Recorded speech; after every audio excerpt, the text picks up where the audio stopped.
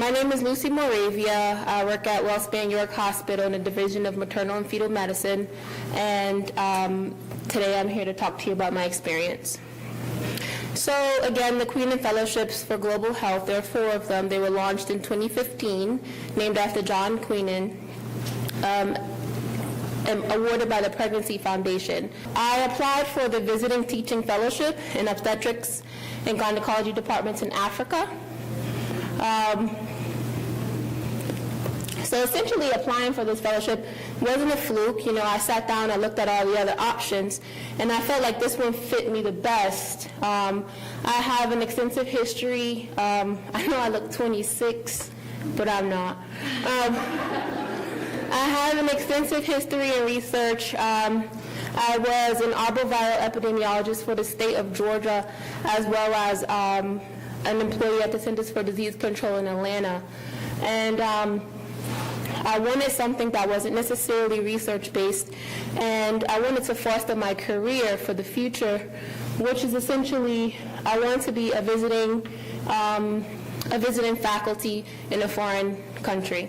I chose Ghana because after I did a master's in public health at Emory University and stayed in Atlanta for a total of 8 years working in public health, I was afforded a scholarship to do research at Noguchi Memorial, which is located in Accra, Ghana.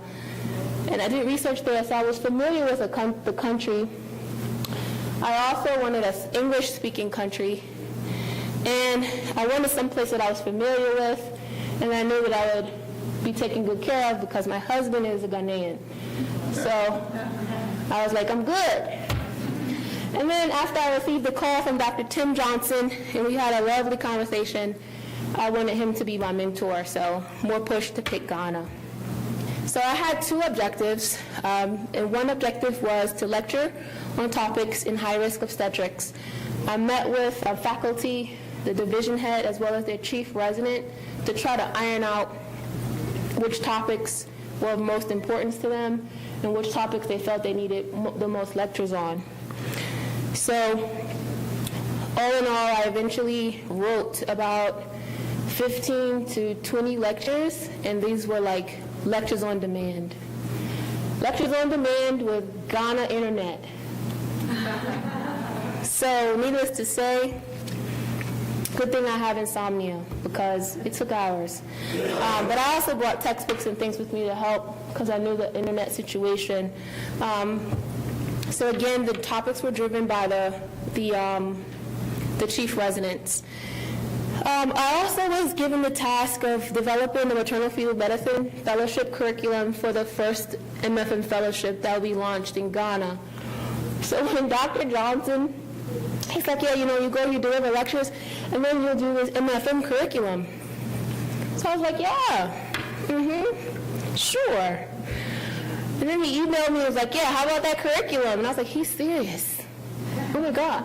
So I just took 2 to 3 good weeks to observe my surroundings, observe the education, observe what their need was, observe the way things would have to change in order to implement a fellowship.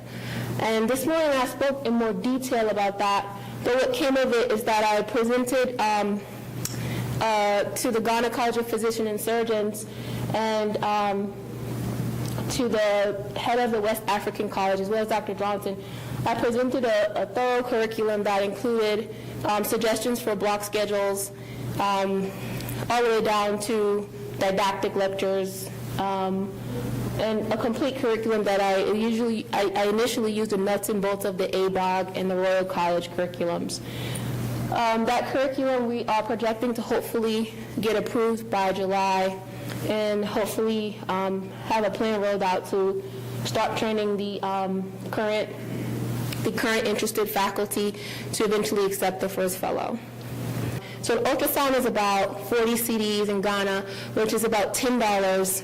The average salary in Ghana per day is about $2.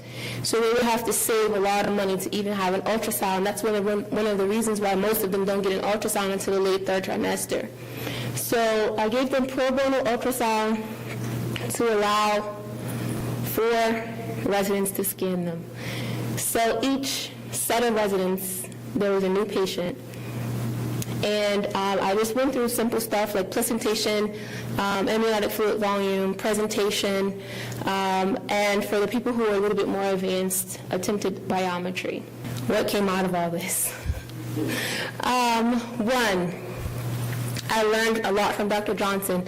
I learned how to navigate in another country with people of decision makers, people who hold positions that could either make or break the starting of the fellowship. Additionally, I was invited by Dr. Johnson to write a chapter on ethics and global health. I was also the author of the MFM curriculum that will hopefully make its way through revisions and survive. And I was, through that development, I was invited to join an SMFM committee, the African Coalition for Excellence in Obstetrics and Neonatal Care, the subcommittee that Dr. Tolosa spoke about earlier. So teaching an audience with a different background from you, or who don't have the materials and the resources that you have, when you're preparing that lecture for them, you just can't basically say, start your MTP, 641, or take them to the OR, or, it's not as simple. So when you lecture to these people, you have to tailor your lecture to fit their community, to fit their resources, to fit their need, and that takes a lot of research. Additionally, I formed relationships that will last a long time. I formed a bond with Dr. Johnson. I formed a bond with both faculty at each institution. I'm hoping that eventually I'll be invited to be a visiting faculty member. I'm currently working on teleconference communication with the team in Campo Noche. Right now, what they're doing, they WhatsApp me their pictures and their questions, but I want to have a team approach to helping them through teleconferencing. And I also secured the Thomas Garrity mini sabbatical to learn SIM with Dr. Shad Deering in Bethesda, Maryland, in which he is committed to not only teaching me SIM that is applicable to the United States, but he is committed to teaching me SIM that is applicable to resource-limited settings, in which I can then learn SIM, and take the SIM back to Ghana.